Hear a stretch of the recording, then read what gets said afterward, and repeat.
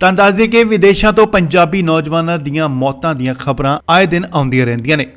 ਹੁਣ ਵਿਧਾਨ ਸਭਾ ਹਲਕਾ ਮਹਿਲ ਕਲਾਂ ਅਧੀਨ ਪੈਂਦੇ ਪਿੰਡ ਕੁਰੜ ਦੀ ਕੁੜੀ ਦੀ ਕੈਨੇਡਾ 'ਚ ਮੌਤ ਹੋ ਜਾਣ ਦੀ ਖਬਰ ਸਾਹਮਣੇ ਆਈ ਹੈ। ਮ੍ਰਿਤਕ ਕੁੜੀ ਦੀ ਮਾਤਾ ਅਮਰਜੀਤ ਕੌਰ ਇਸ ਸੰਬੰਧੀ ਜਾਣਕਾਰੀ ਦਿੰਦਿਆਂ ਦੱਸਿਆ ਕਿ ਉਹਨਾਂ ਦੀ ਕੁੜੀ ਦਿਲਪ੍ਰੀਤ ਕੌਰ ਜੋ ਕਿ ਮਹਿਜ਼ 23 ਸਾਲ ਦੀ ਸੀ, ਪੁੱਤਰੀ ਮਹਿਰੂਮ ਜੋਗਿੰਦਰ ਸਿੰਘ ਵਾਸੀ ਕੁਰੜ, ਜਿਸ ਨੇ +2 ਕਰਨ ਤੋਂ ਬਾਅਦ ਆਈਲੈਟਸ ਪਾਸ ਕਰ ਲਈ ਸੀ। 22 ਅਗਸਤ 2020 ਨੂੰ ਉਸ ਦਾ ਵਿਆਹ ਬਲਬੀਰ ਸਿੰਘ ਪੁੱਤਰ ਜਗਤਾਰ ਸਿੰਘ ਵਾਸੀ ਚੌਕੇ ਨਾਲ ਕਰ ਦਿੱਤਾ।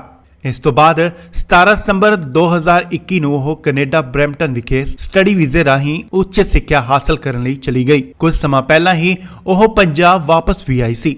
ਦਿਲਪ੍ਰੀਤ ਕੌਰ ਦੀ ਮਾਤਾ ਅਮਰਜੀਤ ਕੌਰ ਨੇ ਦੱਸਿਆ ਕਿ ਸ਼ਨੀਵਾਰ ਨੂੰ ਉਸ ਦੀ ਧੀ ਦਾ ਫੋਨ ਆਇਆ ਸੀ। ਉਸ ਸਮੇਂ ਸਭ ਕੁਝ ਠੀਕ ਠਾਕ ਸੀ, ਪਰ ਉਸ ਤੋਂ ਬਾਅਦ ਅਚਾਨਕ ਉਸ ਦੀ ਤਬੀਅਤ ਵਿਗੜਨ ਜਾਣ ਕਾਰਨ ਉਹਨਾਂ ਦੇ ਜਵਾਈ ਵੱਲੋਂ ਉਸ ਨੂੰ ਹਸਪਤਾਲ ਵਿੱਚ ਲਿਜਾਇਆ ਗਿਆ, ਜਿੱਥੇ ਕਿ ਉਸ ਦੀ ਮੌਤ ਹੋ ਗਈ। ਉਹਨਾਂ ਕਿਹਾ ਕਿ ਆਪਣੀ ਧੀ ਦੀ ਮ੍ਰਿਤਕ ਦੇਹ ਨੂੰ ਪੰਜਾਬ ਲਿਆਉਣ ਲਈ ਉੱਥੇ ਗੱਲਬਾਤ ਚੱਲ ਰਹੀ ਹੈ। ਤੁਹਾਨੂੰ ਦੱਸ ਦਈਏ ਕਿ ਮ੍ਰਿਤਕ ਲੜਕੀ ਦਾ ਭਰਾ ਗਗਨਦੀਪ ਸਿੰਘ ਵੀ ਨਿਊਜ਼ੀਲੈਂਡ ਵਿਖੇ ਗਿਆ ਹੋਇਆ ਹੈ। ਦਿਲਪ੍ਰੀਤ ਕੌਰ ਦੀ ਮੌਤ ਦਾ ਕਾਰਨ ਹਾਰਟ ਅਟੈਕ ਦੱਸਿਆ ਜਾ ਰਿਹਾ ਹੈ। ਇਕੱਲੇ ਸੀ ਵਿਚਾਰੇ, ਮਸਾਂ ਦੁੱਖਾਂ ਨਾਲ ਪੜਾ ਕੇ ਪਿੰਡ ਭੇਜੇ ਸੀਗੇ।